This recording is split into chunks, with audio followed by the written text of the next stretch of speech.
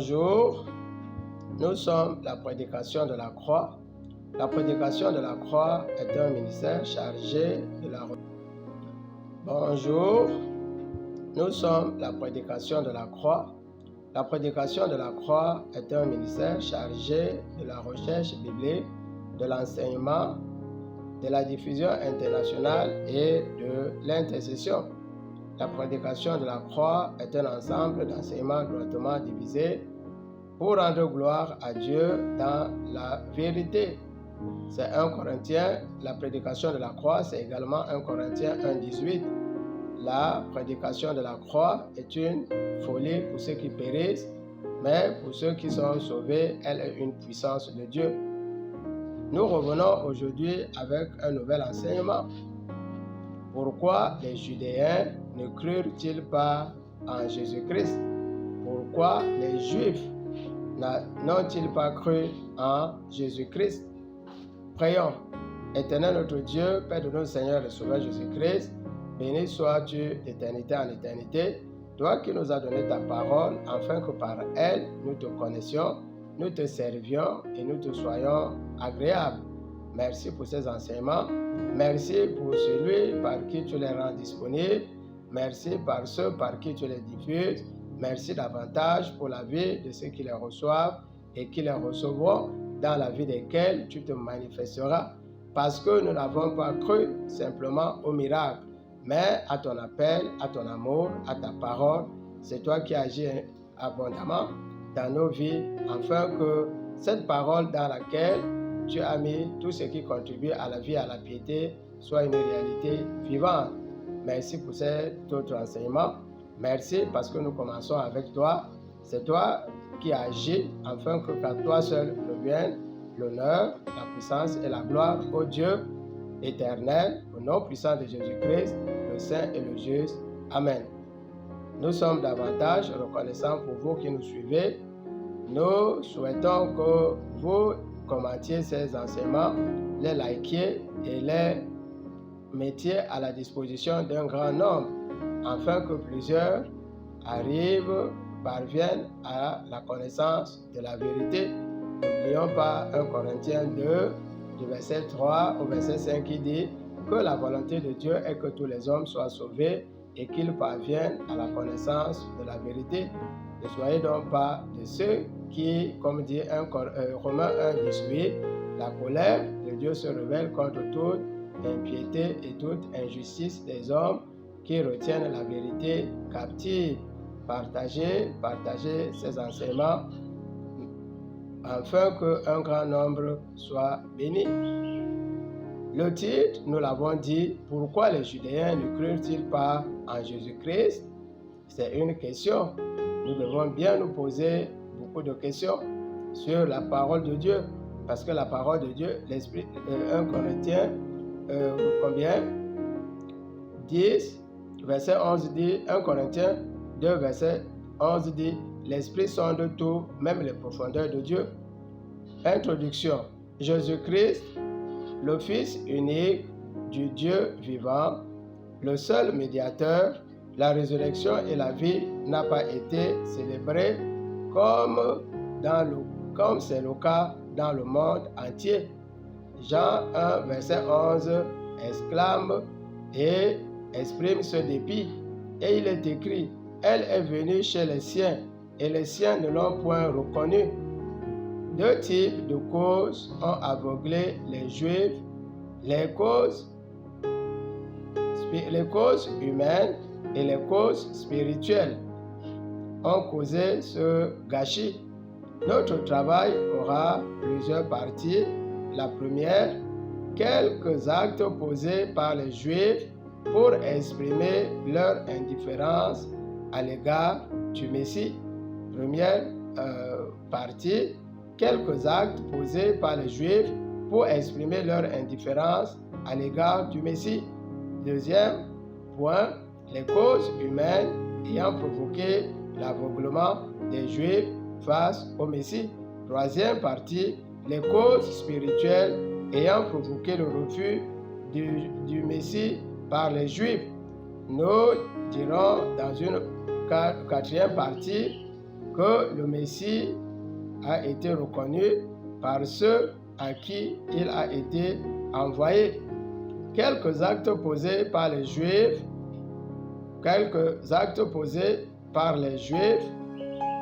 oui, pour refuser la seigneurie de Jésus-Christ.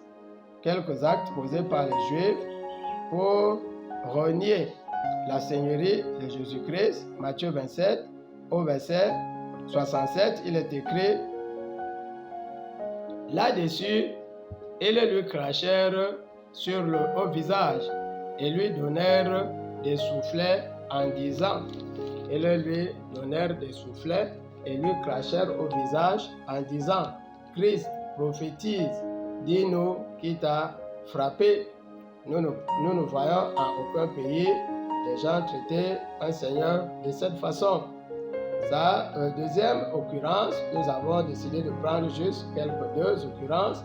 Deuxième occurrence, la résurrection de Jésus-Christ niée. Sa résurrection a été niée. Matthieu 28, au verset 12 à 14, il est écrit: ceux-ci, après s'être rassemblés avec les anciens et avoir tenu conseil, donnèrent aux soldats une forte somme d'argent en disant: dites, ces disciples sont venus de nuit le dérober pendant que nous dormions. Et si le gouverneur la prend, nous la pèserons et nous vous tirerons de peine. Les soldats prirent l'argent et suivirent les instructions qui leur furent données. Et ce bruit s'est répandu parmi les Juifs jusqu'à ce jour. Jusqu'à ce jour, qu'est-ce que le bruit dit? Le Jésus-Christ n'est pas ressuscité, mais il a été volé de nuit par ses disciples pendant que les gardes dormaient. Alors, pourquoi les Juifs ne crurent-ils pas en Jésus-Christ? Et nous avons dit, qu'il y a des causes humaines. Les causes humaines du refus des Juifs, du refus du Messie par les Juifs. Le Seigneur Jésus a été refusé par question de familiarité. Le Seigneur Jésus a été refusé par question de familiarité. Matthieu 3, du verset 55 au verset 57, il est écrit: n'est-ce pas le fils du charpentier? N'est-ce pas Marie qui est sa mère? Jacques, Joseph, Simon et Jude ne sont-ils pas ses frères? Et ses sœurs ne sont-elles pas parmi nous? D'où lui viennent ces choses, toutes ces choses? Et il était pour eux une occasion de chute. Et d'où lui viennent toutes ces choses? C'était pour dire, mais il est le fils de charpentier, il est charpentier, qu'il a parlé de quelque chose comme la charpente ou la charpenterie. D'où lui viennent ces choses? Donc, Jésus était considéré un peu comme un intrus. Deuxième raison, le Seigneur Jésus fut refusé à cause de sa condition de vie humble et même modeste. Nous savons que dans la grande société, quand quelqu'un vient d'une famille pauvre, pour ne pas dire que ses parents étaient pauvres, on dit ils étaient de condition modeste. Jean 2, verset 46, il est écrit: Nathanaël lui dit: peut-il de Nazareth venir quelque chose de bon? Donc Nazareth était considéré comme un lieu malfamé, un lieu de mauvaise réputation, un lieu très peu recommandable, à la limite, un lieu duquel rien de bon ne pouvait sortir, encore moins le Sauveur du monde. Troisième occurrence, le Seigneur Jésus a été refusé à cause de sa prétendue condition de prophète anonyme à l'origine douteuse. Prophète anonyme à l'origine douteuse. Jean 9, du verset 28 au verset 29, il est écrit: il l'injuriait. On va replacer le contexte. C'est lorsque le Seigneur Jésus eut guéri un aveugle avec de la salive et de l'argile. qu'il avait mise dans ses yeux et il lui avait demandé d'aller se laver. Lorsqu'il était revenu voyant et on lui avait demandé de dire qu'il avait soigné, il a dit c'était Jésus et on a dit cet homme n'est pas de Dieu et on lui avait demandé toi, que dis-tu de ce qu'il t'a envoyé, de ce qu'il t'a ouvert les yeux? Et il a fait la prophétie, il a dit c'est un prophète. Et les autres se sont offusqués, ont dit il est écrit, ils l'injurièrent en disant c'est toi qui es son disciple. Nous sommes disciples de Moïse. Nous savons que Dieu a parlé à Moïse, mais celui-ci, nous ne savons d'où il est. Et l'aveugle, celui qui avait été aveugle, Bartimée leur avait dit, c'est curieux que vous disiez que vous ne le connaissiez pas, parce que Dieu n'exauce pas les pécheurs. D'autres causes, Jésus critiquait à cause de sa doctrine peu consistante, aimer le refus de la loi de Moïse. Alors, notre cause, Jésus refusait tout simplement, par simple jalousie. Je vous mets à défi, cherchez dans les évangiles où Jésus a été refusé comme sauveur du monde par simple jalousie. Plusieurs causes spirituelles ont défavorisé les Juifs dans l'accueil du Messie. Plusieurs causes spirituelles ont défavorisé les Juifs dans l'accueil du Messie. Les causes spirituelles du refus du Messie par les Juifs. Nous entrons à la deuxième partie de notre exhortation, de notre enseignement. Troisième partie, s'il vous plaît, les causes spirituelles du refus du Messie par les Juifs. Les prophéties ont annoncé que le Messie serait ignoré. Déjà 430 ans avant, par Ésaïe avait prophétisé que le Messie serait ignoré.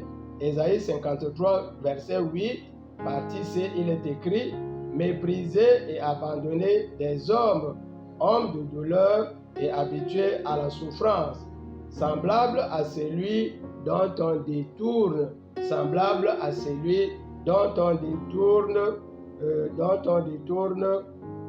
le visage, celui dont on détourne le visage. » Deuxième raison, l'Éternel a renfermé tous les hommes dans la désobéissance.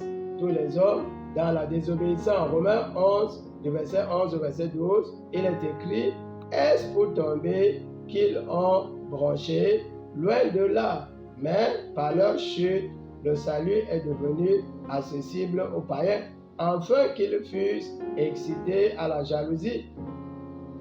Or, si leur chute a été la richesse du monde et leur amoindrissement la richesse des païens, combien plus sera-t-il quand ils se seront convertis tous? Donc, Dieu a voulu, par le refus d'Israël, Dieu a voulu qu'Israël refuse le Messie pour que le salut soit accessible au monde. Le Seigneur Jésus a prédit ce temps où il réconcilierait tous les hommes. Le Seigneur Jésus avait prévu que tous les hommes ne seraient pas réconciliés au même moment. Cela se ferait progressivement, mais un temps, au temps final, ce serait la réconciliation de tous. Jean 12, au verset 32, il est écrit « Et moi, quand j'aurai été élevé, j'attirerai tous les hommes.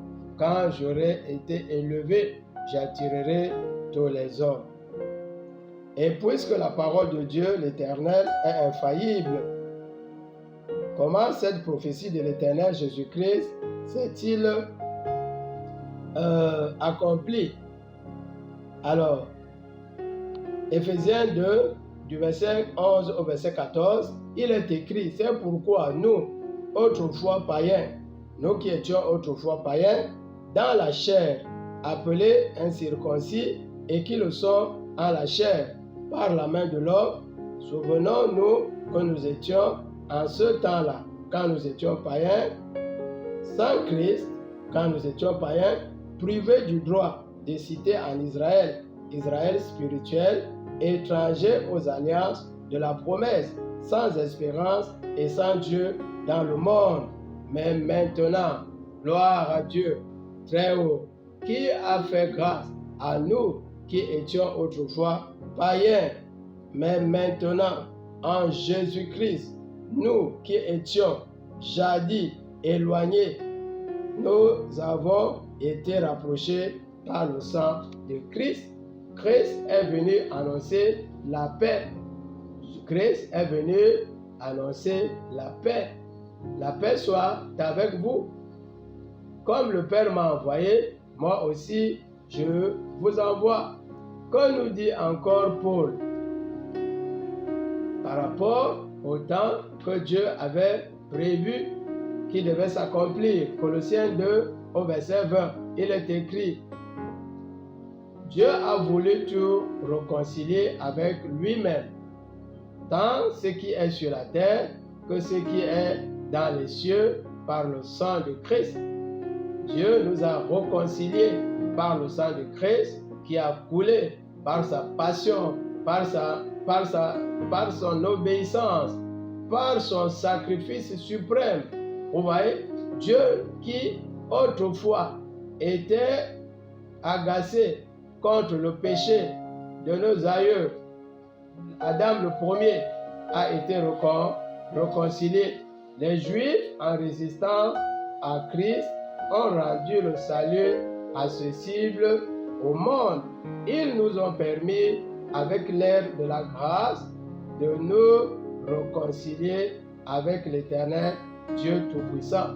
Seulement, l'aide de la grâce ne paraît pas toujours longue. Hébreux 4 au verset 1. Hébreux 4 au verset 1. L'ère de la grâce dans laquelle nous sommes souvent très indifférents du temps précieux qui s'en va. Voilà ce que Paul dit. Hébreux 4 verset 1. Il est écrit: craignons donc, tandis que la promesse d'entrer dans son repos subsiste encore, qu'aucun de vous ne paraisse être venu trop tard. Le temps de grâce, le temps de la vie, le temps où nous sommes debout, parce que lorsque nous sommes morts, le temps de grâce pour nous est fini. Comment entrons-nous dans le repos de l'Éternel, notre Dieu? Romains 10, verset 9. Romains 10, verset 9. Si tu confesses de ta bouche le Seigneur Jésus, et si tu crois dans ton cœur que Dieu l'a ressuscité des morts, tu seras sauvé. Et nous confessons Jésus-Christ, tu es le Sauveur et le Seigneur de ma vie. Je crois dans mon cœur que Dieu t'a ressuscité des morts, je suis sauvé. Et nous confessons 3 fois et nous recevons le Saint-Esprit et nous naissons de nouveau, qui a souvent été considéré comme le plus grand mystère, mais dont personne ne sait comment ça se passe. Quel intérêt y a-t-il à accepter Jésus-Christ comme notre Seigneur? Quel intérêt y a-t-il pendant que nous sommes vivants, que nous sommes marchants, à accepter Jésus-Christ comme notre Seigneur? Apocalypse 14, verset 13. Apocalypse 14, verset 13, il est écrit: heureux dès à présent les morts qui meurent dans le Seigneur, car leurs œuvres les suivent. Quelle œuvre posons-nous? Avons-nous une Bible? La lisons-nous? Allons-nous à l'église? Allons-nous balayer l'église? Assistons-nous les hommes de Dieu? Voilà les œuvres. Dorcas n'a pas eu la bénédiction tout simplement parce que elle regardait la télé ou parce que c'est pas ce que vous voulez qu'on donne comme exemple. Les œuvres de l'Éternel. Et quel conseil l'apôtre Paul donne à ceux qui s'obstinent à ne pas rechercher l'amour de Dieu pendant qu'ils vivent, et à ceux qui l'ont ainsi reçu. Hébreux 4 au verset 11, il est écrit: efforçons-nous d'entrer dans son repos, afin que personne ne semble en donnant le même exemple de désobéissance. Efforçons-nous d'entrer dans son repos afin que personne ne semble en donnant le même exemple de désobéissance. Nous ne devons pas être désobéissants, résistants à l'appel de Dieu. Vous voyez, venez à moi, vous tous qui êtes fatigués et chargés. Apocalypse 3, verset 20. Je suis à la porte et je frappe. Si quelqu'un entend ma voix et ouvre, j'entrerai, je souperai avec lui et lui avec moi. Alors, à quoi s'exposent les désobéissants? À quoi s'exposent les désobéissants? Ils devront faire face à un caractère de Dieu l'Éternel. Romains 10, du verset 21 au verset 22, il est écrit, si donc Dieu n'a pas épargné les branches naturelles, il ne t'épargnera pas non plus. Considère donc la bonté et la sévérité de Dieu envers ceux qui sont tombés et envers toi, si tu demeures ferme dans cette bonté. Autrement, tu seras aussi retranché. Dieu a été bon avec les parents des Juifs et s'est repenti de la mauvaise marche des Juifs et les a retranchés à un moment donné pour rendre le salut accessible à nous les païens.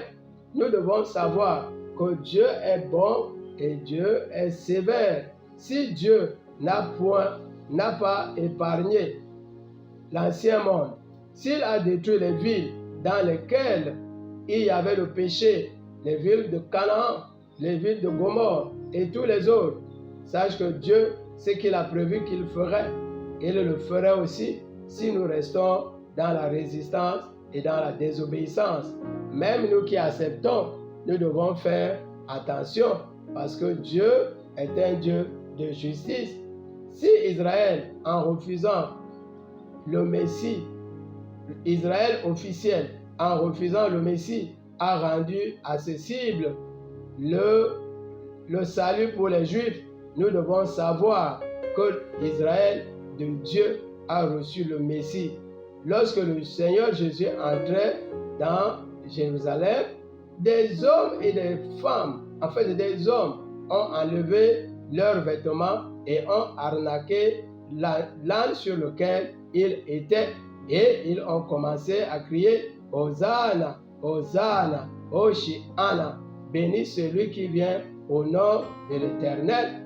Et ceux qui regardaient avec indifférence demandaient « Qui est-ce » Et ils disaient « C'est Jésus, le Sauveur, le prophète de Nazareth en Galilée ».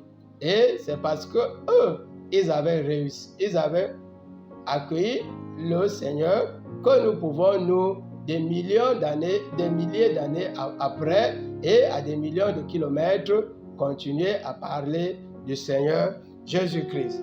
Conclusion, l'Éternel a envoyé la vie à Israël. Seul le petit peuple y a cru.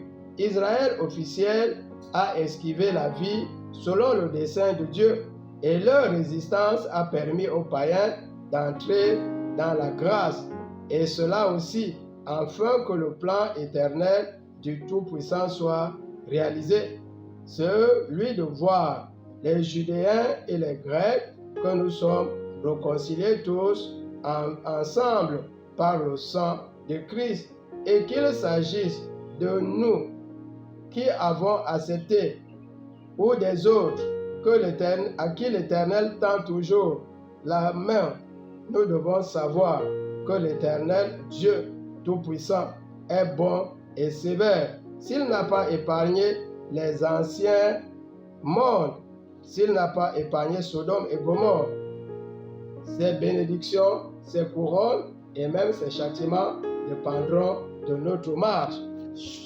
Choisissons la vie et marchons pour la vie, afin que la vie soit notre partage, même lorsque nous serons partis de ce monde.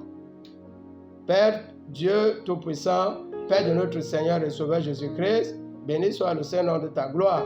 Loué sois-tu exalté à jamais.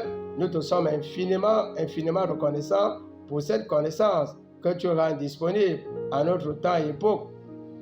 Merci pour tous les miracles que tu accomplis dans la vie de ceux qui nous écoutent. Chacun vient avec un problème. Chacun te cherche parce que tu l'as appelé quand tu as dit « Venez à moi, vous tous qui êtes fatigués et chargés ». Merci parce que tu guéris, Éternel notre Dieu, toutes sortes de maladies. Merci parce que, Éternel notre Dieu, tu ouvres les portes au mariage, aux guérisons, aux emplois, aux visas, tu donnes de l'emploi. Merci parce que tous les dossiers qui étaient enfermés dans les dossiers pour manque de parrain ou de toutes sortes de considérations sont réexaminés et ont des issues, afin que à toi seul la gloire revienne. Merci pour nos vies, merci pour nos enfants, merci pour nos familles, nos villages, nos pays entiers dont tu soumets la gestion dont tu contrôles ta gestion, afin que vienne le progrès, le développement et la paix, afin que jamais nous ne te servions en gémissant, mais que nous allions de progrès en progrès, chacun dans le pays que tu nous as donné. Dieu, Dieu, Dieu, à toi l'honneur, la puissance, la gloire. Toi, Éternel, notre Dieu, qui écoute, qui exauce, nom puissant de Jésus-Christ, le Saint et le juste. Amen.